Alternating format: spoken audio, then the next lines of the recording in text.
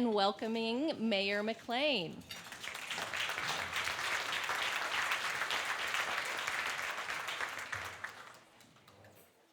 Well, hello, Hi, everybody. It's really nice to see so many people in this room today.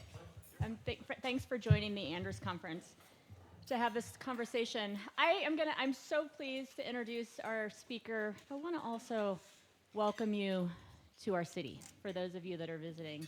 And it's really an honor for me, just for a minute, to talk about one of my favorite subjects, which is Boise, and then to introduce our keynote speaker. And I have to apologize, I'm on crutches, and I just came from NIFC, where I stood for an hour and 15 minutes with a lineup of fire administrator people, and I had to pretend the whole time that I didn't mind standing with my knee brace on. And so I'm a little more jittery than I normally be, because this is my first week out and about in town since my surgery. But I wanted to be here because the Andrus Center itself is dearly important to me, and this topic is one that really matters to Boise and to all of the communities in the West. And because it's great to be in a room of folks actually who are committed to the work that we're doing here in particular in Boise to ensure that we're a city for everyone. And that means a safe, clean, and healthy city for everyone in the most beautiful places here at the Barber Center. And at this place, we actually typically connect people to our parks, to our rivers, to our trails. And on a regular day, you could see it all. And it's hard to believe today with all the snow that we've got that just in a matter of about probably 6-8 weeks, this park will be packed with hundreds of people that are getting ready to recreate on our river, which creates many management decisions that we, both with the Parks Department, many of whom are here, embrace, but recognize how special it is that we get to float to downtown Boise and how important it is that we manage the landscape and the riparian areas around it. So I want to start my remarks actually by going quite a ways back. Many of you that are here, I saw Steve Stubner, Tom Stewart, others know that in 2001, I led the first effort in this city to protect open space, the Foothills Campaign. And that campaign, the people that made it possible and the success that we achieved, showed that when we come together in common cause, we defy odds here in Boise and we do great things. Hundreds of volunteers learned how to campaign, to knock doors and talk to residents, to raise money and to share their stories about their own personal love of our Foothills open space here. And Boiseans around this city responded resoundingly. There are folks from ICL that were a big part of it. Many groups left because they didn't think it was winnable. But Boiseans responded and passed that levy, demonstrating for the first of many times that we in this city are willing to invest in what matters. And we established a legacy of open space preservation that is deeply appreciated today and truly leaves a gift for our kids and theirs who come after us. And, Steve is a big part of it. But I want to say more than anything, I really believe that we learned so much, but it helped to define who we are as Boiseans and what we saw ourselves to be and who we could be. And that's tied in many ways now to our public lands and our recreation. And it was actually, I want to say, because we're at the Andrus Center, it was during that campaign that I was so lucky to meet Cease, a person that would become a truly cherished mentor and friend. And I knew of him, of course, because John Freemuth, who we've lost in 2020, also dear to many of us, was at the Andrus Center at that time and had suggested that I do my MPA thesis at Boise State through the center. And it was focused on the use of collaboration in planning for public lands management and recreational use in communities throughout Idaho. But it was that day that I met him when we were meeting up at a radio station because he was going to film an ad. This was a big deal that Cease said that he would support this like renegade campaign that was trying to pass a property tax levy for the environment. And we met up at the radio station because he'd agreed to do this ad. And it was that first time, I can still see him like walking across the parking lot, but that first time that I enjoyed the power of his presence. Oh no, the virtual can't hear me. Okay. And over the years after that, we'd keep getting together. He'd give me advice with a smile on his face. He'd give me lots of grief. He'd go from telling me I have plenty of time to do what I want to do and then turn around and say I was no spring chicken, I need to move on. But more than anything, it was that gift of time and spirit and presence that I feel so blessed to have experienced. And it's why the Andrus Center personally is so important to me. Because at that time, I was relatively new to Boise. It was in '98. In fact, our kids now are the age that we were when my husband and I moved here. We came to Boise for a job interview in March of '98. And as we were landing, I saw the foothills, and I was drawn to take a run into them. I'd never gone on a trail run before. It was my first venture onto trails running, but I wanted to see how much I could see. And while I was doing that, I felt a pull as if I was home in a way I'd never felt before. And 3 months later, this was home. Experiencing the open space that at that time hadn't been set aside and didn't have trails, nestled against an incredibly vibrant, even in '98, city, up against a river, was magical. And it was a place that we knew we wanted to build our life here. And I'd say that since then, except for now, this is the first year since '98, I've been in those trails every day.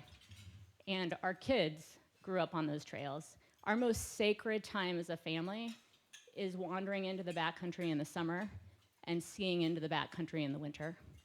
The land shaped me, it shaped our kids, and I know that it's shaped all of you.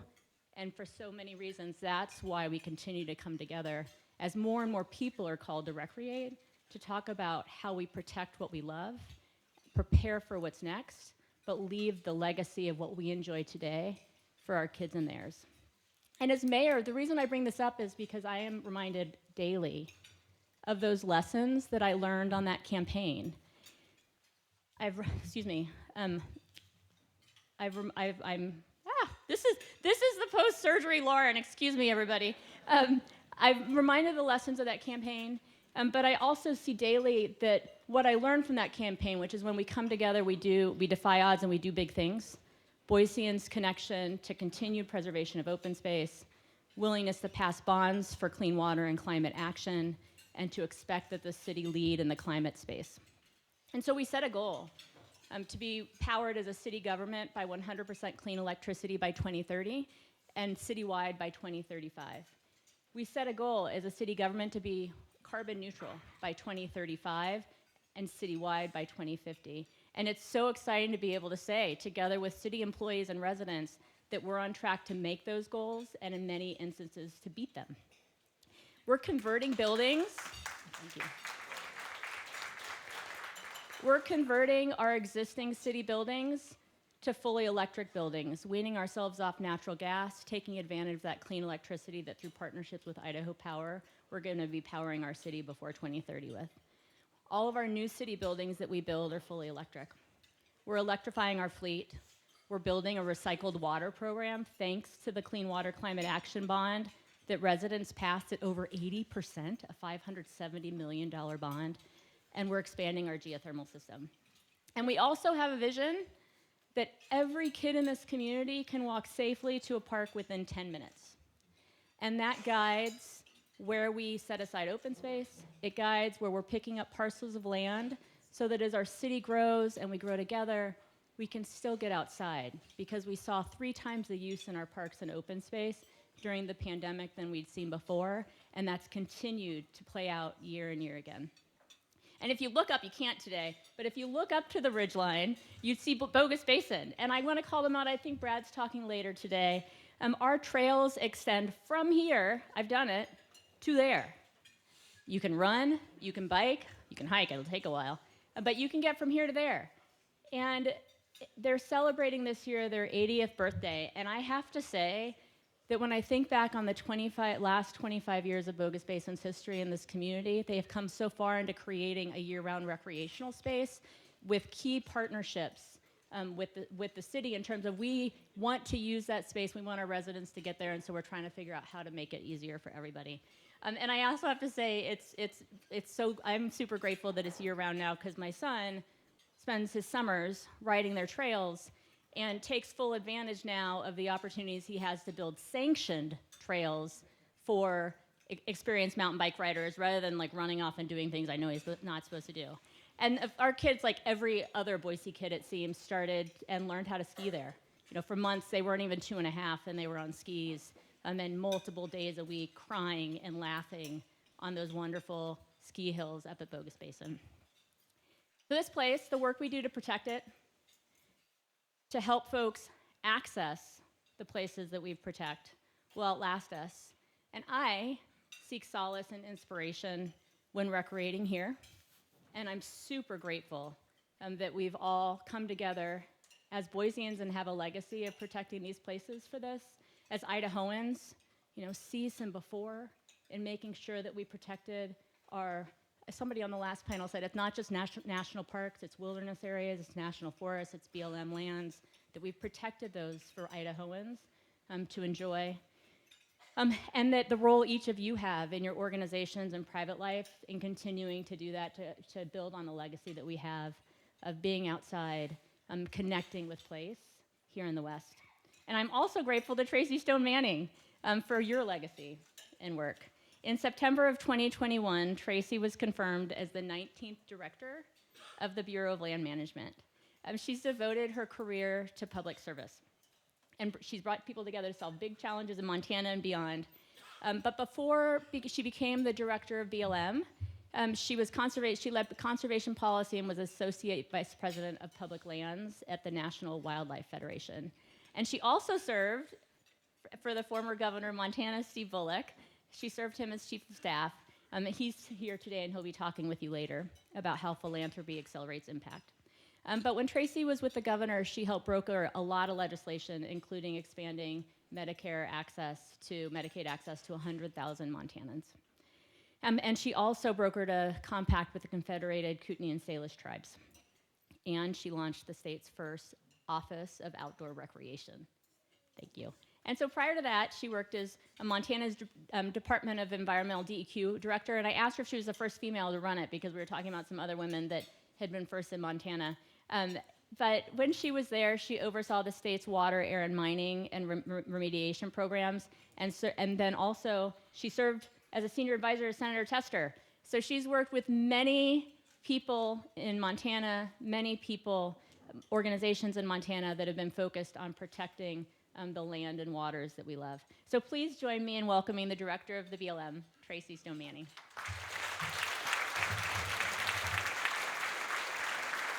Thank you.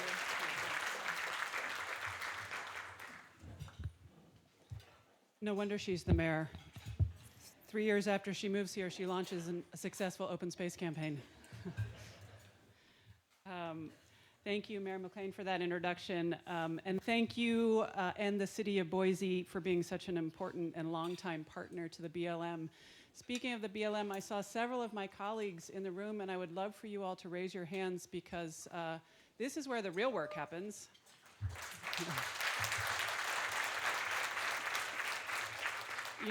When I tell people about the Bureau of Land Management, I say simply, we do all the things. We're the largest land manager in the country, overseeing some 245 million acres. That's 1 in every 10 acres in this country. That ranges from where polar bears live, north of the Arctic Circle in Alaska, to where manatees swim off the coast at Jupiter Island in Florida. And on those lands, our work ranges from delivering energy, minerals, food, and wood to the country, to running one of the best wildland firefighting organizations in the world, to managing habitat for more than 3,000 species of wildlife. A month or so ago, I was in Phoenix with Leon, testing my aim at one of our new recreational shooting ranges. 2 weeks ago, I was at an event in Las Vegas celebrating a land conveyance for affordable housing for seniors. Last Friday, I had the honor of dancing with the Fort Mojave Indian tribe celebrating President Biden's designation of a Weequahic National Monument. All the things. And I haven't even touched on the topic of this conference. We are also, of course, the nation's playground and the nation's outdoor church. Tens of millions of people seek out our public lands to hike, mountain bike, ride side-by-sides, camp, hunt, fish, and to make lifetime memories, to touch nature.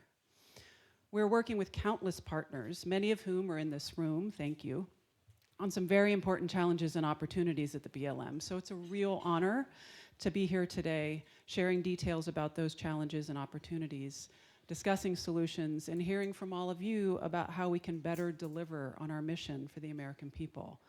I know we're all going to benefit immensely from your guidance. And we need that guidance now more than ever because the secret is out. Visits to public lands have increased exponentially in recent years. America appears to have rediscovered her public lands during the pandemic. And really, truly, how wonderful is that? That our shared lands provided refuge, safety, and solace in a really difficult time in the country. Some 80 million people visited BLM lands in fiscal year 21, up 10% from the previous year, and we don't expect those numbers to fall anytime soon. Where once public lands managed by the BLM were known more for the natural resources they provided, now they're known as premier destinations, with world-class wilderness areas, wild and scenic rivers, hunting and fishing opportunities, and open space like no other agency. The BLM is increasingly seen as the recreation agency it is and must become. We're extremely conscious and proud of our responsibility, our privilege of providing this access to the American people, ensuring everyone can take advantage of these opportunities, and that future generations get to experience them like we do.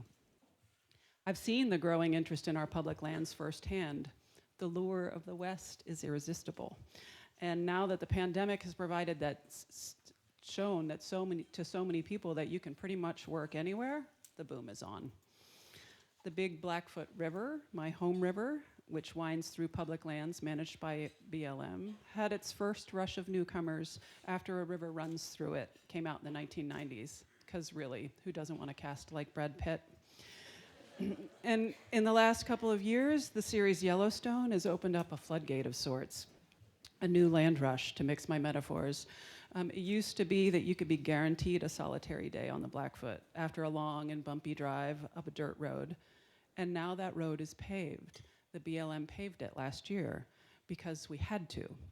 Because now we share the river with thousands of our closest friends on a hot summer afternoon. Every Westerner in this room has seen changes like this. So when it comes to managing recreation opportunities to ensuring everyone can still have meaningful experiences on our public lands, partners, of course, are the key. Here in Boise, a partnership manages the Boise foothills, including the popular Ridge to Rivers Trail system.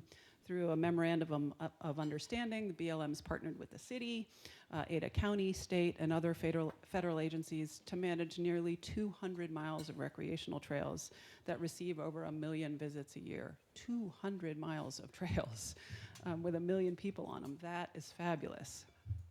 These trails, of course, are a part of Boise's identity, and these recreational opportunities help define the quality of life in this community.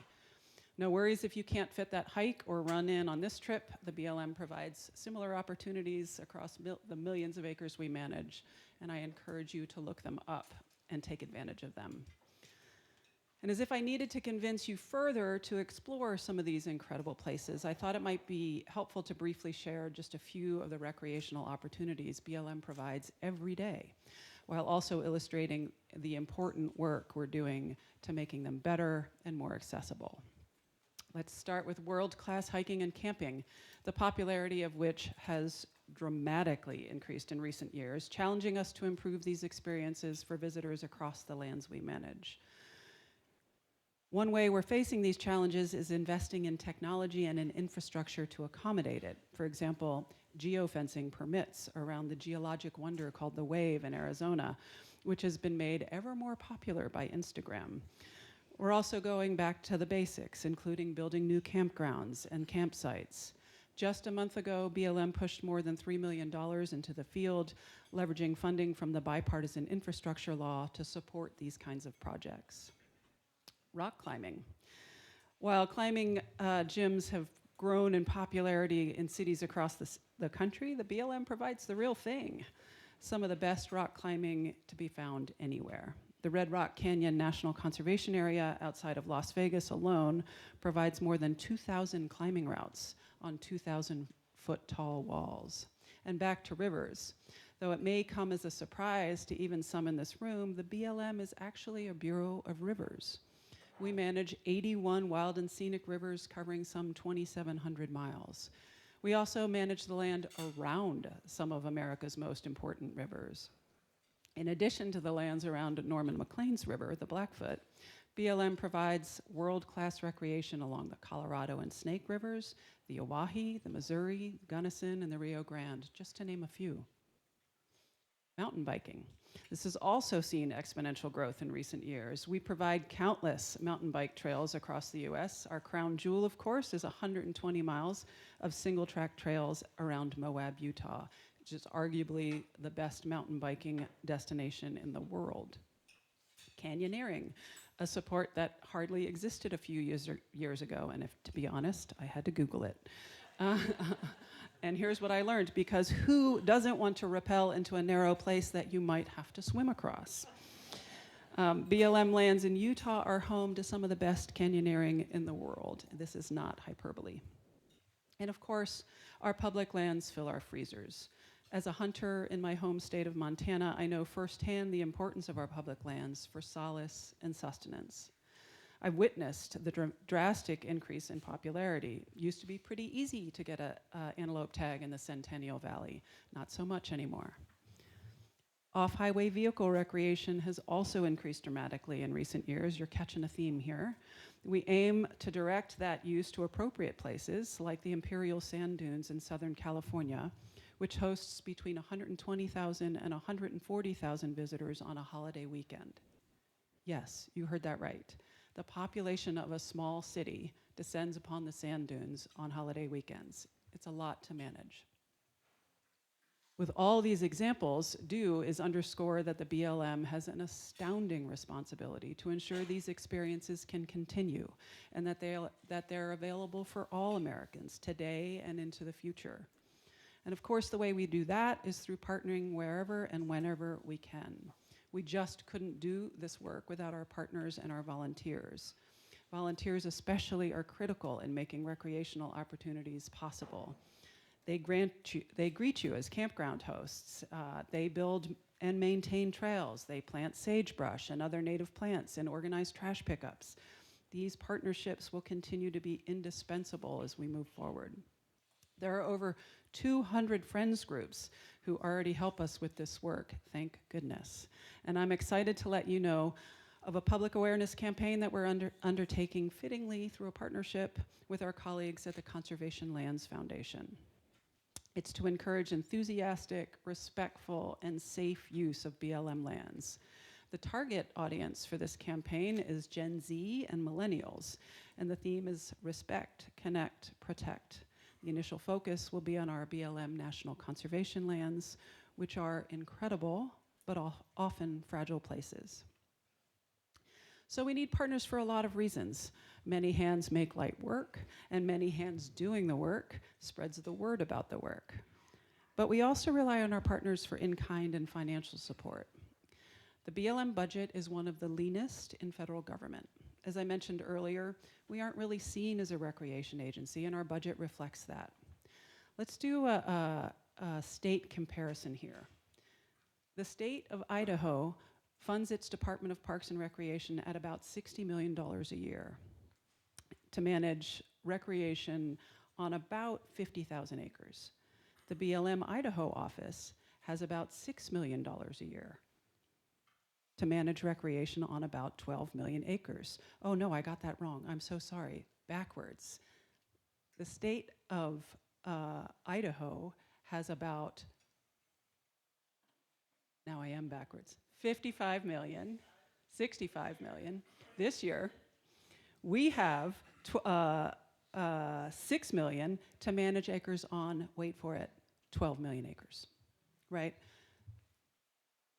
You get that balance. A little bit of oranges and apples, but the gist is clear. Our folks at this table and on the ground do a whole lot with a whole little. And to put that funding in context on the federal scale, for the last decade, the National Park Service received from Congress an average of $5.20 per visitor. The U.S. Forest Service received about $1.70 per visitor, and the Fish and Wildlife Service received about $1.32 a visitor. The BLM received 79 cents. Of course, other BLM programs that are not just for recreation but overlap with recreation sort of help round out the budget, as do fees we receive. So all told, BLM has roughly $150 million in outdoor recreation funding to spread over 245 million acres. This relatively small amount of funding to manage our outdoor recreation programs directly impacts the public we serve and the wildlife habitat we protect. Given the focus of this conference and the expertise of the people in the room, I'd like to share a few of our challenges with you so that you can help us think through the solutions. Visitation, as you heard, to our public lands has increased dramatically, and law enforcement ranks have a hard time keeping up. The math of one ranger for every million acres perhaps worked when we were enforcing just natural resource regulations, but as visitation increases, so does the workload for our law enforcement. With increased demand for rec comes increased possibility of conflicts between recreation users. Each must share parking, trailheads, trails. Here in the Boise area, we're seeing that conflict at the Wilson Creek Rec area, where the amount of use has exceeded the availability of parking and trails, and people get grumpy. And conflict among all the people who love our public lands isn't our only concern. The BLM supports responsible recreation while working to ensure healthy landscapes and wildlife habitat. Put simply, increased visitation can and does impact landscapes and wildlife. For example, new trails can fragment habitat and displace wildlife and big game species such as elk and deer. It's not just roads that fragment habitat, biking and hiking trails do too. Managing for the current impacts of rapidly changing recreational use can be a huge challenge, given that many of our management plans are decades old. Updating them can take years, millions of dollars, and intensive public engagement. There can also be challenges balancing recreation with grazing. Grazing lessees can be rightly, potentially, wary of outdoor recreation due to concerns about visitors doing things like leaving gates open, and recreation impacting the ability of cattle to reach water and forage.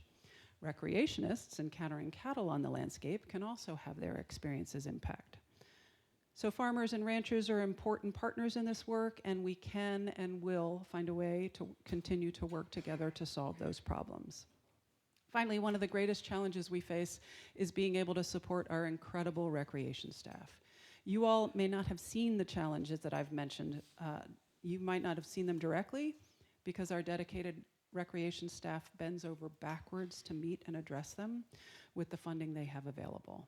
They scrounge up funding, they write grants, they collect dollar bills from metal tubes at trailheads, and they find a way to make it all work. Our recreation staff are some of the most creative and hardworking people at the BLM, and I have to tell you, that is saying a lot. But the pace, of course, is not sustainable, and as you can imagine, we need to find ways to help make their work easier so we don't risk burning them out. These challenges loom large over the work we do, but we also know that they're not insurmountable. So we appreciate any insights that everyone in this room can lend us during the course of the day to think through how we do meet those challenges head on. These are difficulties I think about regularly, but I also believe they present an opportunity, a chance for us to think differently about our work and about how we protect these resources for all Americans. That's why I've asked our team to craft a recreation strategy to meet the challenges head on and with an eye to the future. A recreation strategy designed for the century we're living in, a 21st century recreation strategy. Historically, BLM took a fairly passive approach to managing recreation, kind of a do what you want as long as you're not bothering anybody and you're not harming the landscape. Worked great. But when there's more and more and more folks on the landscape, it doesn't quite cut it anymore. Our 21st century recreation strategy will look into the future and account for how public land use can continue to increase and change. It'll account for how the public wants us to manage these uses, what kinds of policies we need to support recreation, and what kind of facilities we're going to need. Importantly, how much funding and staff we're going to need to do all the work. As we take on this new challenge, I am so excited to say that we have an important new partner in this work. As of last year, the BLM finally has the support of a congressionally chartered foundation, the Foundation for America's Public Lands, with recreation as one of its top priorities. This summer, the foundation is hosting a series of roundtables across the country to talk about BLM's recreation strategy for the 21st century. I know the feedback from these sessions is going to be critical to finalizing the strategy, so I hope you'll engage in the process. But that's just one part of how the foundation will benefit BLM's mission, and I'm counting on the people in this room to help the Foundation for America's Public Lands become the long-term partner the BLM needs. You'll hear from its chairman this afternoon, former Montana Governor Steve Bullock, later this afternoon. Of course, a strategy is just that. It's on paper. It's a strategy. Delivering on the strategy requires funding and focus. And that's another reason I'm so happy that the foundation is up and running.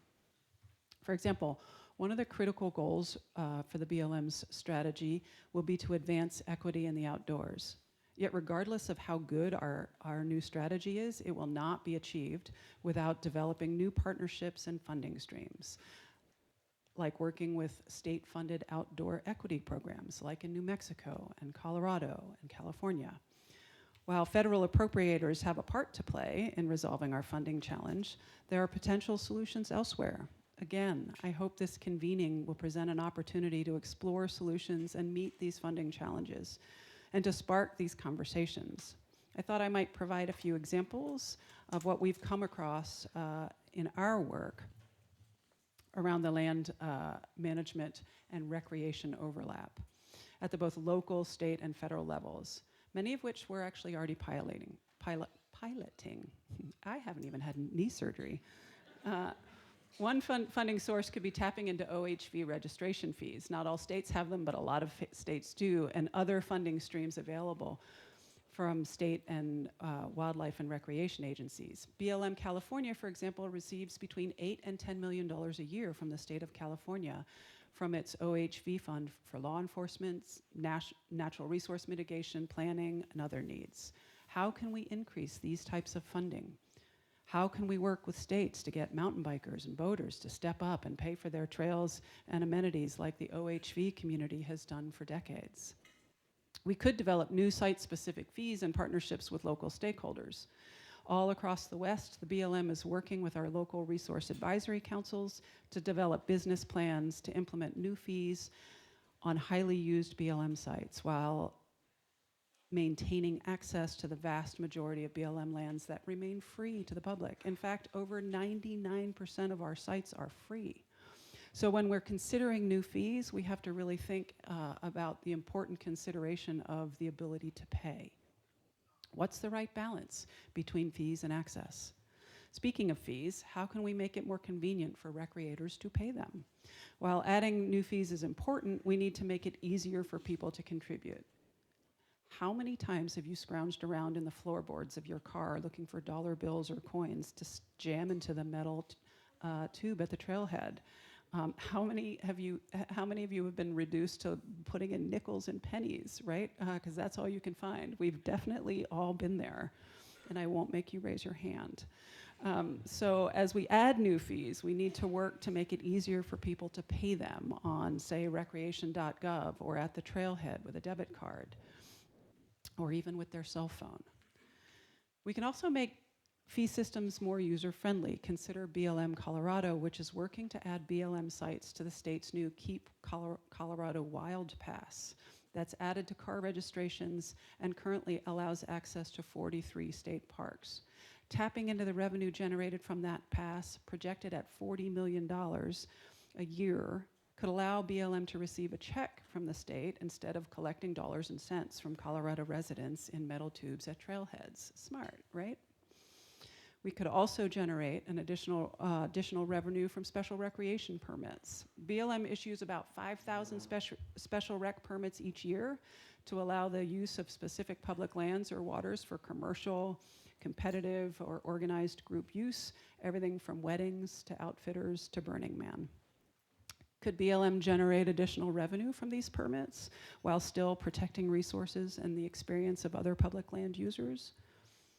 Fundraising for specific major projects from the foundation also represents an opportunity for the BLM.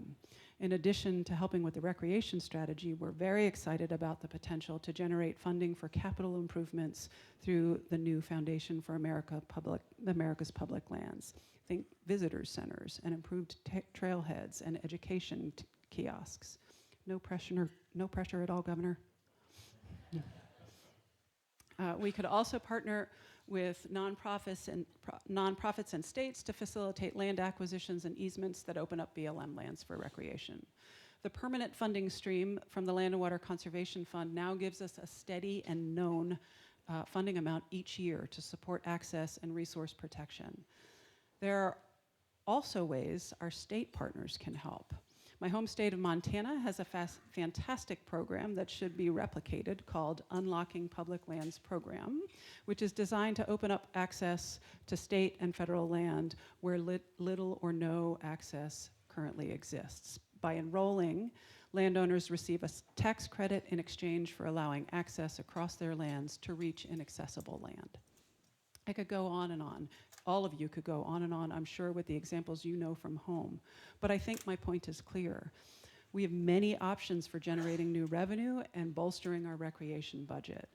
What we need to do is pull all these ideas together, put them on the table, and decide which are the most promising for BLM as a whole and for individual BLM state offices, and then pursue our chosen options vigorously. And that's exactly what we're going to do. The title of this forum is Recreating Recreation. At BLM, we're creating it on the fly as more and more Americans discover the wonders of recreating on our public lands. In my mind, it's our first and foremost job to ensure equitable recreation opportunities for current and future generations of Americans. And to do that, we must be smart, we must be inclusive in our efforts, and we must be really, really strategic. So I'm asking you in the sessions that follow to help the BLM come up with what solutions to the challenges, or come up with solutions to the challenges that I've outlined here. How does the BLM continue to do all the things and do them well? How do we turn huge opportunities for additional, well-managed and appropriate outdoor recreation on BLM lands into reality? So some guiding questions I'm asking all of you to take into this afternoon include: how should BLM generate the funding we need to support outdoor recreation management, infrastructure, and address recreation impacts on our shared public lands? What collaborators should we enlist in the campaign? The outdoor rec industry, recreation user groups, local governments, the ag community? Hint, I think it's all of the above. How swiftly can we move? Because the need is truly urgent. Can we set an annual funding goal and then meet it within 3 or so years? What are the outreach and communication efforts that will inform and inspire people to care about public lands issues? And how can we inspire people to find them personally relevant and engage in them? We need your thoughts, insights, and experiences. And we need your creativity and your think out of the box solutions. Because as has always been and as always will be the case, the BLM simply cannot meet its beautiful mission alone. We need your help. I'm grateful for your time today. I'm grateful for the help you'll be giving us from your good thinking in this conference, and I look forward to any questions.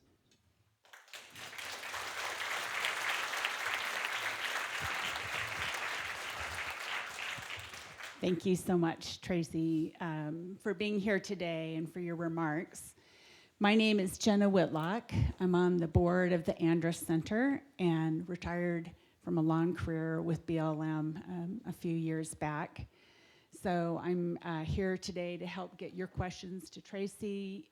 Just a reminder, the folks that are listening virtually, put your questions in the chat. If you're here with us today, scribble out your questions, hopefully so that I can read them. Just to get us started, I think this might be a question that with your, you've sort of had a foot in both worlds, your experience in state government. We started our day today with a panel on state and local government. So have you thought about like how BLM can maybe work better with state and local governments to manage the recreation ecosystem, if you will, and maybe make more routine some of the good things that are happening sort of westwide? Yeah, absolutely. Like, as in all of our work, our partnerships with states are how we are successful in our work. I think back to that example from Montana of the unlocking our public lands program. That's because the governor at the time, who might be in this room, thought, oh my gosh, we need to make sure that all Montanans can access public lands that belong to all of us, and started looking for solutions to do that, right? And on a similar timeline, the Dingle Act passed, and Congress asked us at the BLM, hey, go ask the American people, you all know where those public lands are that you can't access that you want to, so tell us. And boy, howdy did they tell us. We got 6,000 different responses, if I remember right, off the top of my head, right? And we've distilled those down to now priorities of parcels of land that we're gonna go after to try and work with willing landowners to unlock. And in many cases, our partners are standing right next to us are the states, because state sections are also tied up and don't have the access that folks hope they have. Terrific. I'm going to borrow from my last job with BLM was in Utah, and I had a boss that used to always say that God played a cruel trick on southern Utah because they put oil and gas under such a beautiful sort of drop-dead landscape. And so this is a question from our audience. Does the pivot towards outdoor recreation change how the BLM treats oil and gas and grazing, things, traditional uses of public lands? Getting back to the original, to sort of the top of my talk, we do all of the things. And our job is to make sure we continue doing all of the things. First and foremost, I tell the folks that I work with, our job is to leave options on the table for the future, right? We're in a time of great change. We've all seen it on the landscape, right? Climate change is changing the landscape. Our job is to make sure that we can manage as well as we can to leave as many options on the table as we can for future land managers, that we don't foreclose options, because we don't know what the future is going to bring, right? And so balancing recreation with energy production, renewable or oil and gas, is part of what we have to do well today to ensure that folks in the future have options. Terrific. And maybe you can elaborate, there's a question from the audience about the BLM's new conservation rule, and what role do you envision that playing? Yep, the public lands rule, the driving intent of the public lands rule is to ensure that the agency manages for landscape health. Getting right back to that notion of our job is to pass these lands along as better off than we found them, and to leave as many options on the table as possible. So if we're managing for landscape health and landscape resilience, we're going to be successful in that job. And our hope is this rule will give the Bureau some more tools to do that kind of work.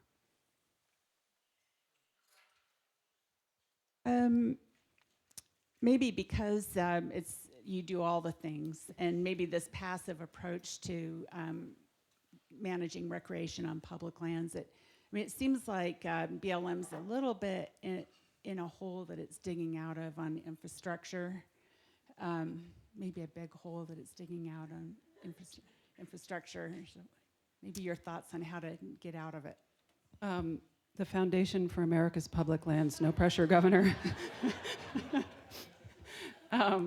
is certainly it's certainly one of the reasons we're so excited that we've got a partner, right? Because I mean, look at what the National Parks Foundation has done for the national parks. Look what the Forest Foundation has done for the Forest Service, right? We need that partner, and I'm very grateful that Congress has given us that partner. So that's a part of the work, and a part of the work is with all of you.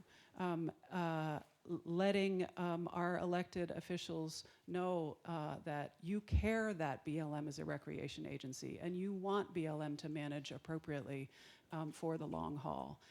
And the more that electeds hear that, the more they're going to respond. Okay.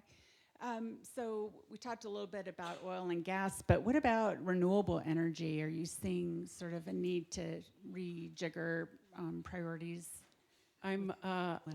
Yeah, thank you. I'm really excited by the work that we're doing with sorry for the really boring name, with the Programmatic Environmental Impact Statement for solar development in the West. It builds on our 2012 Western Solar Plan, which had been just in the southwestern states. Now it's all of the West because the renewable energy boom is on in all of the West.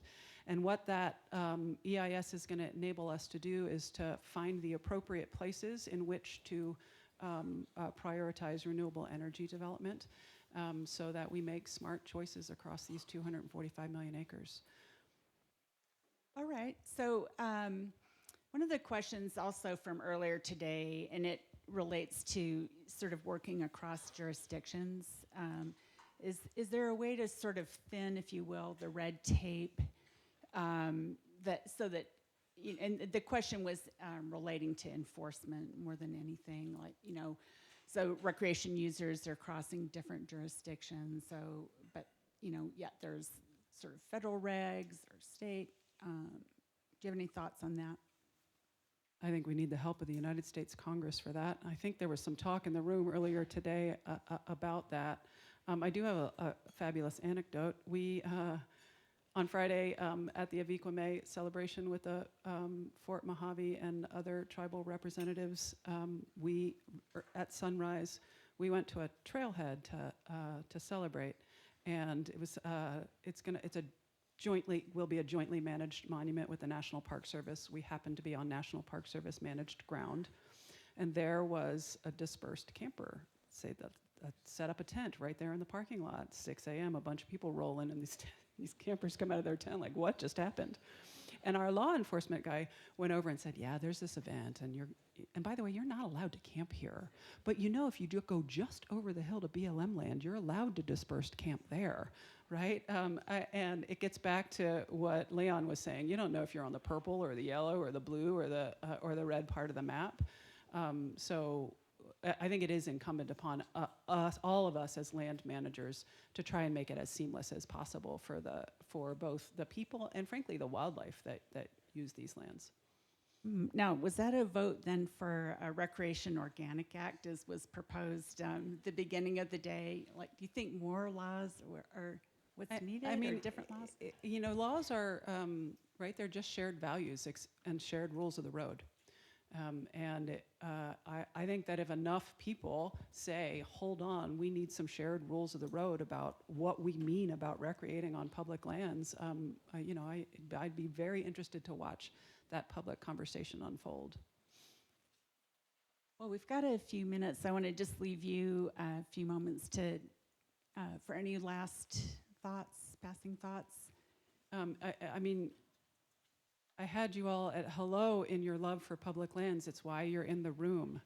And I think it's incumbent upon all of us to take this responsibility seriously, that we have this outrageous gift in the form of something called public lands that we all get to experience, the commons. And it's our job to make sure that the future, that we hand that gift to the future in very difficult times. So I will close with gratitude. Thank you for being here. Thank you for your good thinking in the work ahead.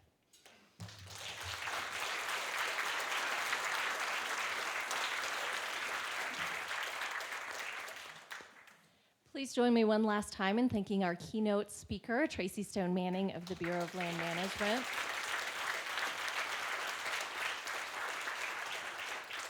We'll adjourn for 15 minutes, and your plates will be cleared for you there, and we'll meet back at 1:15 to hear from the governor of Idaho. Thank you so much.